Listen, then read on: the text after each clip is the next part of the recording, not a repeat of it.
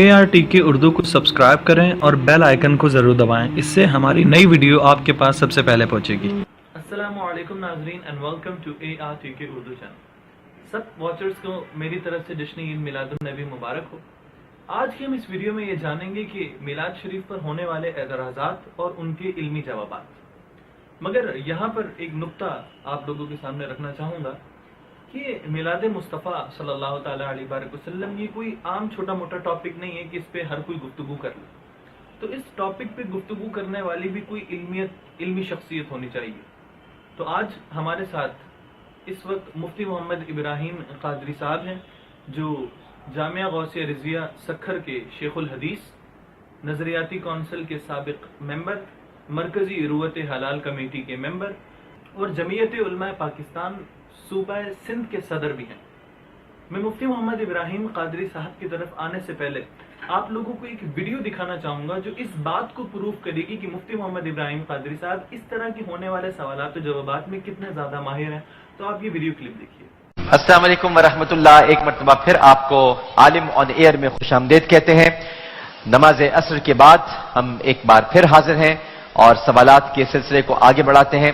ہم وسیلے کے متعلق ظاہر ہے کہ ابو انشا قاری خلوہ مان جاوید صاحب ضرور کوئی نہ کوئی رائے اپنی دیں گے اور ان کا موقف اپنی جگہ پر ایک اہمیت رکھتا ہے، لیکن وسیلے کا بھی جلدی سے بتا دیجیے آپ۔ وسیلے کا جتنی بڑی بات پہلے ہوئی ہے اتنی تو ہونی چاہیے۔ پہلی بات یہ ہے کہ ڈاکٹر صاحب میں مفتی صاحب کی تائید کروں گا کہ حضرت نے جو باتیں فرمائی کہ عمل کا وسیلہ ہے، اور مزید اس بات کو آگے بڑھاؤں گا، اللہ رب العالمین کی رحمتوں کا وسیلہ ہے، اس کے صفاتی ناموں کا وسیلہ ہے، اور جہاں تک بزرگ کا وسیلہ ہے تو اس طرح بزرگ کو وسیلہ بنایا جا سکتا ہے کہ وہ زندہ سلامت ہمارے سامنے موجود ہے اور ہم اس سے دعا کی درخواست کرتے ہیں، جس طرح حضرت عمر نے حضرت عباس سے درخواست کی۔ تو اس میں یہ شرک کا پہلو اس لیے بھی پیدا نہیں ہوتا کہ جب وہ بندہ ہمارے سامنے اللہ کے آگے ہاتھ اٹھا دیتا ہے تو ہمارے دل میں بھی یہ چیز پیدا ہو جاتی ہے کہ یہ بھی میری طرح محتاج ہے، میں تو اس کو کچھ سمجھ کر آیا تھا، اس نے خود اس کے آگے ہاتھ اٹھا دیے، گویا اس کے پاس بھی کچھ نہیں، یہ بھی اسی سے مانگ رہا ہے۔ تو جو مانگنے کا طریقہ ہے اس طرح مانگو۔ در کریم سے بندے کو کیا نہیں ملتا، ہر چیز مسبب سبب سے مانگو، منت سے، خوشامد سے، ادب سے مانگو۔ کیوں ہاتھ پھیلاتے ہو تم غیروں کے آگے؟ اگر رب کے بندے ہو تو رب سے مانگو۔ اچھا یہ بتا دیجیے کہ ایک اور تھوڑی سی الجھن دور ہو جائے گی، انبیاء کا وسیلہ تو دیا جا سکتا ہے، انبیاء بھی جب تک موجود رہے۔ نہیں آپ نے ابھی کہا نا کہ زندہ کوئی ہو تو میں یہی کہہ رہا ہوں۔ اچھا نہیں، مگر انبیاء تو قبر میں حیات ہے۔ اب جو حضرت نے حدیث پیش کی خود اسی میں اس کا جواب موجود ہے۔ نہیں مگر انبیاء تو قبروں میں حیات نہیں، دیکھیے اسی کا جواب اس میں موجود ہے جی، کہ حضرت عمر حضرت عباس کو وسیلہ بنا رہے ہیں، نبی کے چچا کو، جی، روضہ رسول پہ کیوں نہیں چلے جاتے؟ آپ نے لمبی بات چھیڑ دی ہے۔ چھیڑی نہیں، بات ہے، بات تو ہونی چاہیے۔ جی میں بھی چند الفاظ عرض کروں گا۔ جی، ہمارے ہاں امت کی اکثریت جو ہے وہ اعمال کے وسیلے کو بھی جائز کہتی ہے، اور نیک صالح جو لوگ ہیں ان کے وسیلے کو بھی جائز کہتی ہے۔ اور وہ جو بخاری شریف کی حدیث ہے کہ حضرت عمر نے عرض کیا کہ اے اللہ ہم تیرے نبی کا وسیلہ تیری بارگاہ میں پیش کرتے تھے، اب تیرے نبی کے چچا کا وسیلہ پیش کرتے ہیں، تو یہاں حضرت عمر نے حضرت عباس کا وسیلہ پیش کیا۔ تو اگر وہ یوں کہیے کہ جو لوگ پردہ فرما گئے، دنیا سے رحلت فرما گئے، اگر ان متوفى لوگوں کا وسیلہ بھی جائز ہوتا تو حضرت عمر رضی اللہ عنہ حضرت عباس کا ذکر نہ کرتے اور نبی پاک صلی اللہ علیہ وسلم کا وسیلہ پیش کرتے۔ اس کی وجہ یہ ہے کہ حضرت عمر نے حضرت عباس کا وسیلہ اس لیے نہیں پیش کیا کہ نبی پاک صلی اللہ علیہ وسلم دنیا سے رحلت فرما گئے ہیں تو ان کا وسیلہ جائز نہیں، بلکہ اگر اب بھی نبی پاک صلی اللہ علیہ وسلم کا وہ وسیلہ لیتے تو شاید یہ پیغام ملتا کہ صرف وسیلہ انبیاء کا جائز ہے، غیر انبیاء کا جائز نہیں۔ تو حضرت عمر رضی اللہ عنہ نے یہ وسیلہ پکڑ کر یہ بتایا کہ نبی کا بھی وسیلہ جائز ہے، نبی کی نسبتوں کا وسیلہ بھی جائز ہے۔ اور ان کے بیٹے نے جو کیا، ان کے بیٹے نے بھی ایک بڑا زبردست کام کیا، وہی بتا دیں۔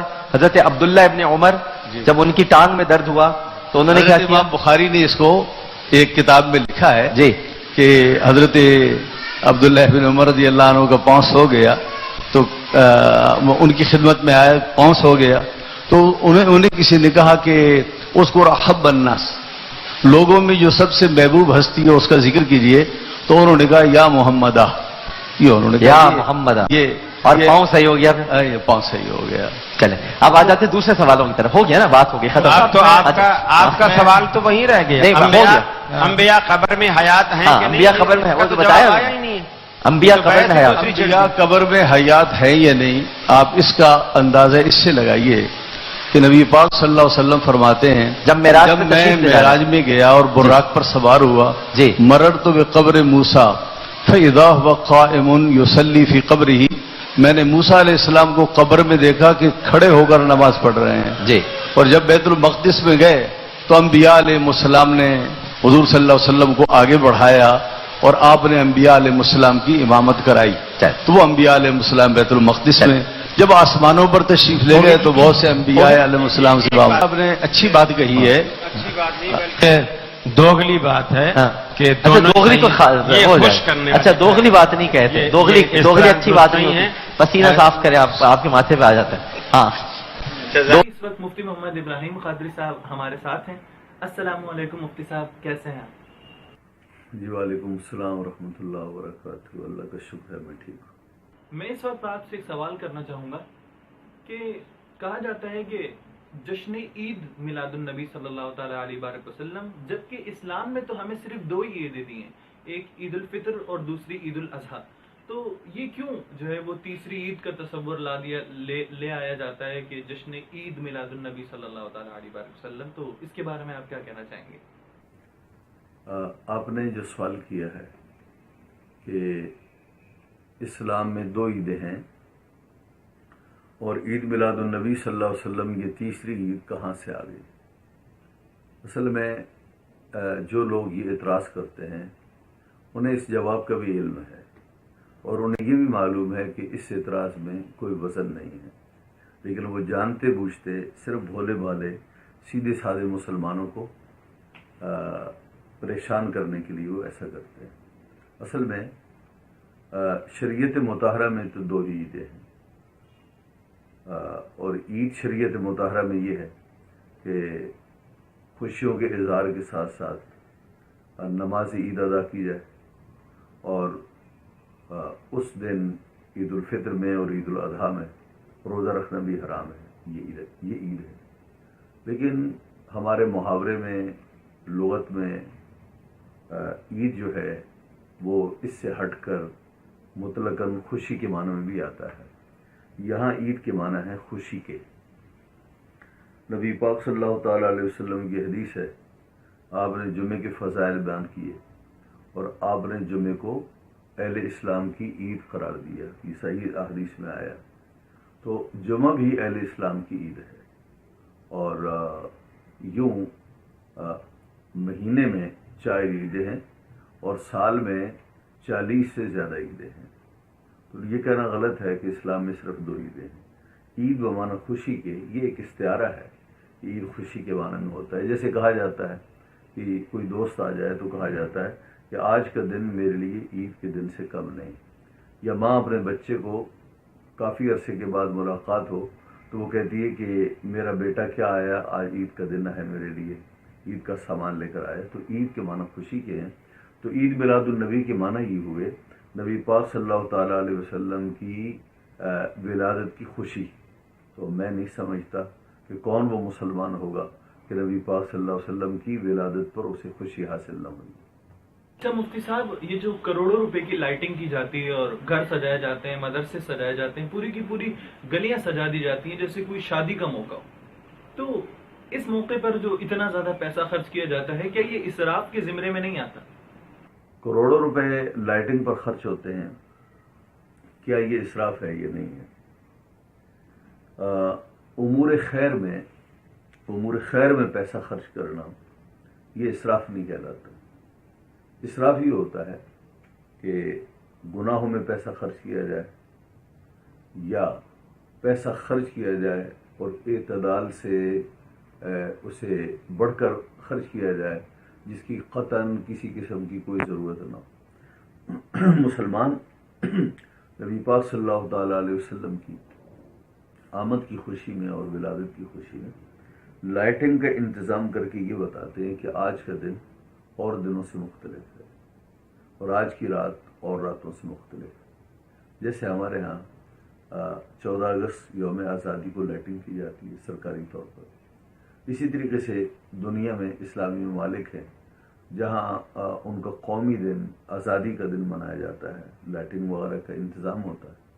اسی طریقے سے مسلمان گلیوں اور کوچوں اور اپنے گھروں میں مناسب انداز میں لائٹنگ کرتے ہیں، اس میں کوئی حرج کی بات نہیں. آپ یہ دیکھیے کہ یہاں تو سال میں ایک دفعہ لائٹنگ کی جاتی ہے، حرمین شریفین میں رات میں شروع ہونے سے لے کر رات کے اختتام تک چکا چوند لائٹ کا انتظام ہوتا ہے. آج تک اس پر کسی نے اعتراض نہیں کیا. تو یہ صرف حرمین شریفین کے تقدس کے لیے اور ان کے اظہار عظمت کے لیے. نبی پاک صلی اللہ تعالیٰ علیہ وسلم کے وجود سے حرمین شریفین کو یہ عظمتیں ملی ہیں. تو سال میں ایک بار اگر آپ کی خوشی پر لائٹنگ مناسب انداز میں کی جائے تو اس میں کیا حرج ہے. ہاں، اعتدال سے بڑھ کر، بہت زیادہ بڑھ کر وہ خرچ نہ کیا جائے، وہ مناسب نہیں. ناظرین، اس موقع پہ جو سب سے زیادہ سوال کیا جاتا ہے وہ یہ ہے کہ آپ لوگ تو ہر موقع پہ اعلیٰ حضرت کیا کرتے ہیں، جبکہ اعلیٰ حضرت امام احمد رضا خان بریلوی کا اس کے بارے میں خود کا فتویٰ ہے کہ رسول اللہ صلی اللہ تعالیٰ علیہ وسلم کی تاریخ پیدائش 8 ربیع الاول جبکہ تاریخ وفات جو ہے وہ 12 ربیع الاول ہے. تو پھر کیوں اس موقع پہ بھی آپ لوگ میلاد مناتے ہیں، یعنی کہ 12 ربیع الاول کو؟ یہ ایک دھوکہ ہے. اعلیٰ حضرت نے صرف یہ نہیں لکھا کہ آپ کی ولادت جو ہے وہ 8 تاریخ کو. اعلیٰ حضرت نے یہ لکھا کہ جو اہل تقویم ہے، جو مجھے یاد آ رہا ہے جو اہل تقویم ہے، ان کے ہاں نبی پاک صلی اللہ علیہ وسلم کی جو ولادت ہے وہ 8 تاریخ ہے، 8 ربیع الاول ہے. لیکن جمہور اہل اسلام کے نزدیک 12 ربیع الاول بروز پیر ہے.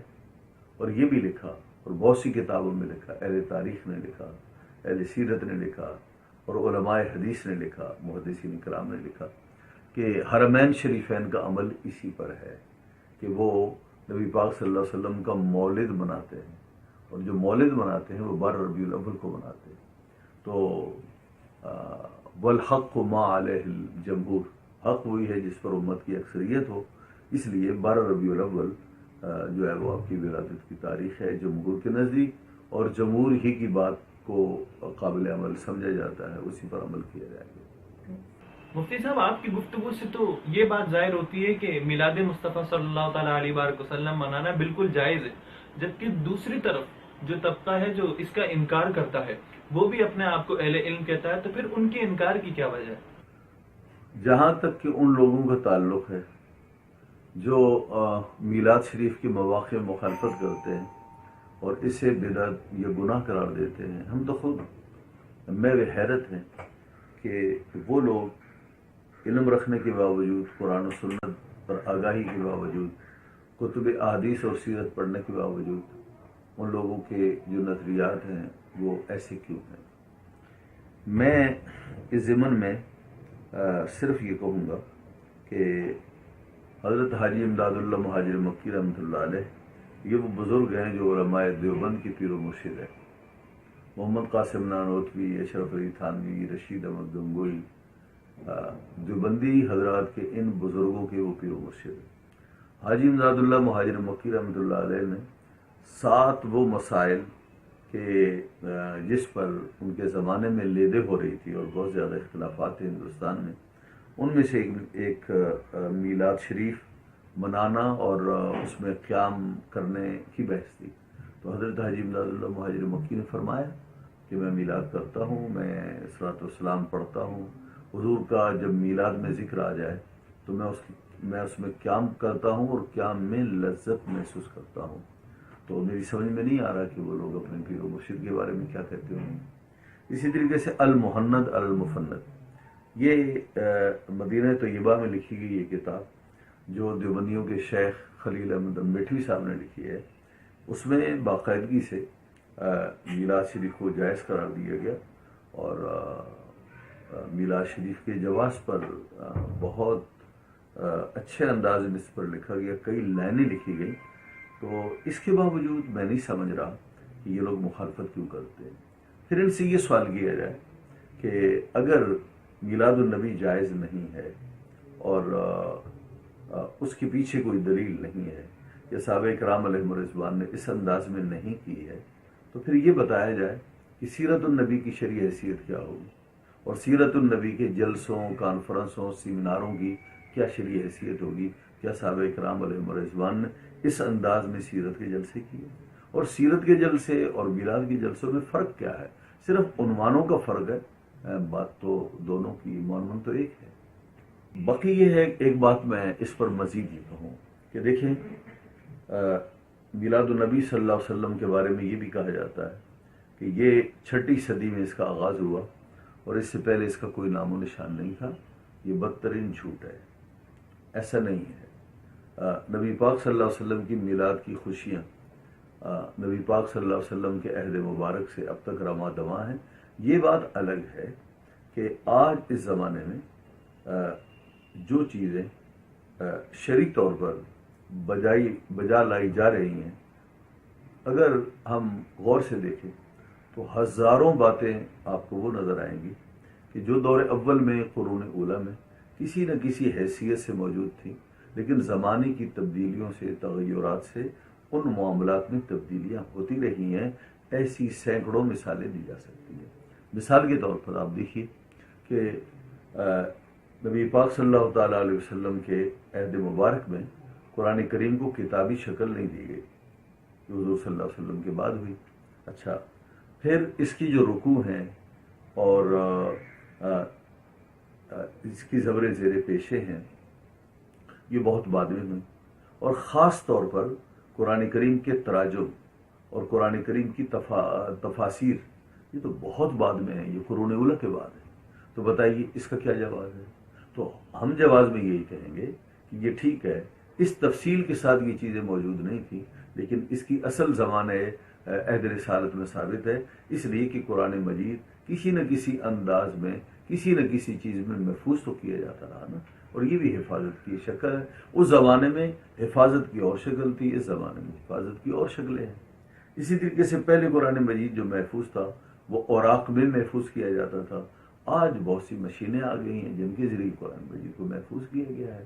چونکہ حفاظت قرآن یہ جو ہے وہ دین سے ثابت ہے، تو پھر آگے حفاظت کے جتنے جائز طریقے ہوں گے وہ اسی کی فرح ہوں گے۔ ایسی ہی آپ دیکھیے کہ اب ہر سال سعودی عرب میں کعبۃ اللہ شریف کو غسل دیا جاتا ہے۔ میں نے کہیں تاریخ پہ نہیں پڑھا کہ کعبۃ اللہ شریف کو کبھی غسل دیا گیا ہو، اور اسی طریقے سے کعبۃ اللہ شریف کا ہر سال کروڑوں ریال روپے کا ریشم کا بہت ہی خوبصورت اور قیمتی غلاف پہنایا جاتا ہے۔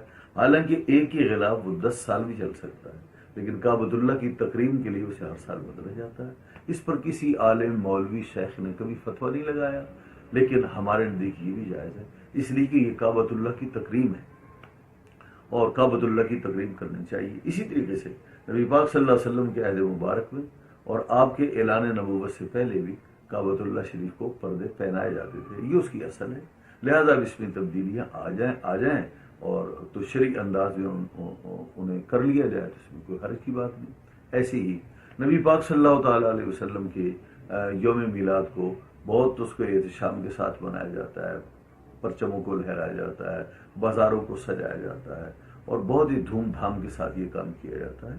نبی پاک صلی اللہ علیہ وسلم کی شرعی حدود میں رہتے ہوئے میلاد شریف کی ولادت مبارکہ، پیدائش کی خوشیاں منائی جاتی ہیں۔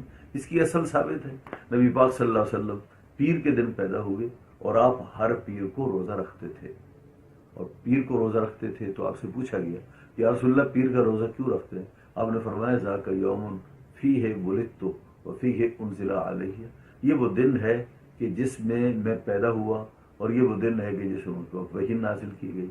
تو معلوم ہوا پیر کا دن آپ کی ولادت کا دن ہونے کے ناطے سے آپ اسے یاد رکھ کر ولادت کی خوشی میں روزے رکھتے تھے، تو ولادت کی خوشی ثابت ہو گئی۔ آگے اس کے انداز ہیں وہ ہر زمانے میں بدلتے رہے، تو اس میں کیا حرج کی بات ہے؟ اچھا مفتی صاحب، جتنے سوالات میں نے آپ سے کیے آپ نے ماشاءاللہ ان کا سب کا بہترین جواب دیا، اور ہم سب کے علم میں جو ہے وہ آپ نے اضافہ فرمایا۔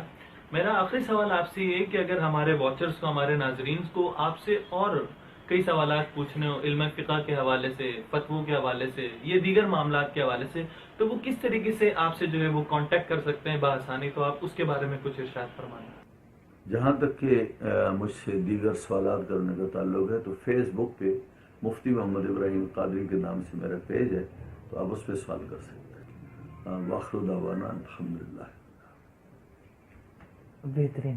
مفتی محمد ابراہیم قادری صاحب سے دیگر سوالات کرنے اور ان کے علمی جوابات جاننے کے لیے آپ کے فیس بک پیج مفتی محمد ابراہیم قادری سکھر کو لائک کریں اور فالو کریں، اور میسج کے تھرو آپ ان سے دیگر سوالات بھی کر سکتے ہیں۔ جب تک کے لیے اپنا خیال رکھیے۔ السلام علیکم ورحمۃ اللہ۔ مولاي صل وسلم دائما